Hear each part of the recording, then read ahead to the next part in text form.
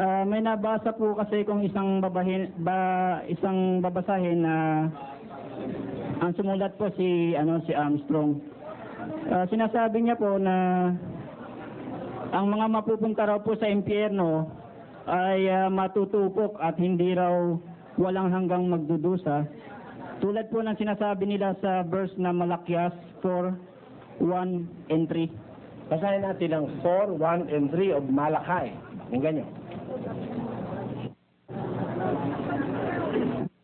Sapagkat narito, ang araw ay dumarating na nagniningas na parang hurno, at ang lahat na palalo at ang lahat na nagsisigawan ng kasamaan ay magiging parang dayami. At ang araw na dumarating ay susunog sa kanila, sabi ng Panginoon ng mga hukbo, na anupat hindi mag-iiwan sa kanila ng kahit ugat ni sangaman. Ngunit sa inyo na nangatatakot sa aking pangalan, ay sisikat ang araw ng katwiran na may kagalingan sa kanyang mga pakpak, at kayo magsisilabas at magsisiluksong parang guya mula sa silungan, at inyong yayapakan ang masasama, sapagkat sila'y magiging abo sa ilalim ng mga talampakan ng inyong mga paa sa kaarawan na aking gawin, sabi ng Panginoon ng mga hukbo. Ayun. At inyong yayapakan. Basa mo na yan? Opo. Ano ang ibig nilang ipunto ron sa pagkabasa mo, kapatid? Kasi po, di ba, sabi niyo po na yung mga masasama araw-gabi po parurusahan po sila sa impyerno.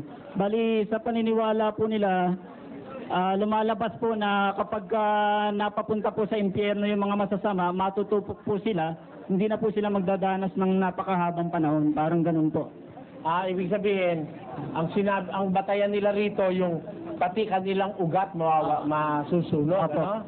Ang ibig ba sabihin nun, will that mean na they will be consumed? Parang Na walang matitira na? Ganun ba yun? Dito, hindi ganun yun. Pakinggan mo kay Judas 12. Ang mga ito'y pawang mga batong natatago sa inyong piging ng pag-iibigan. Kung sila'y nakikipagpiging sa inyo, mga pastor na walang takot, na nagpapasabsab sa kanilang sarili, nangaalapap na walang tubig, na tinatangay ng mga hangin, mga punong kahoy sa tagginaw na walang bunga, na makalawang namatay, na binunot pati ugat. Alam mo, ang ugat na sinasabi, hindi naman ugat na literal yun eh. Yung masasama, binunot ang wika, pati ugat. What does that mean? Ay, ibig sabihin na na-consume na? Hindi ganon, hindi ganon. Alam mo kung bakit? Kasi, dun sa awit, sa kawikaan, ang ugat ng matwid,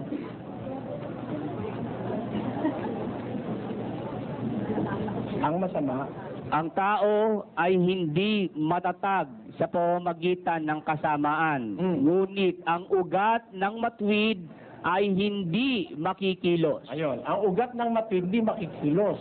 Hindi ibig sabihin ng ugat a part of your being yon. Ang ugat, kung Biblia pag-uusapan, yung nasa Colossus 2. Yung ugat ika ng matwid hindi makikilos eh. Ano yung ugat na hindi makikilos? Kung 1:23. Kung tunay na kayo'y mamalagi sa pananampalataya na nababaon at matitibay at di makilos sa inyong pag-asa sa ebanghelyo na inyong narinig, na ipinangaral sa lahat ng mga nilalang sa silong ng langit. Kayo, sabi, kung tunay na kayo ikay mamamalagi sa pananampalataya, nababaon, di makikilos. Bakit hindi makikilos? Sa Colossus pa rin, 2. Kung paano nga na inyong tinanggap si Kristo Jesus na Panginoon, ay magsilakad kayong gayon sa Kanya, na nangauugat at nangatatayo sa Kanya, at matibay sa inyong pananampalataya. Yung ugat na tinutukoy, pananampalataya ng tao yun eh. Kaya yung ugat ng matwid, hindi makikilos, sabi ng Biblia. Yung kanyang pananampalataya, hindi mawawala.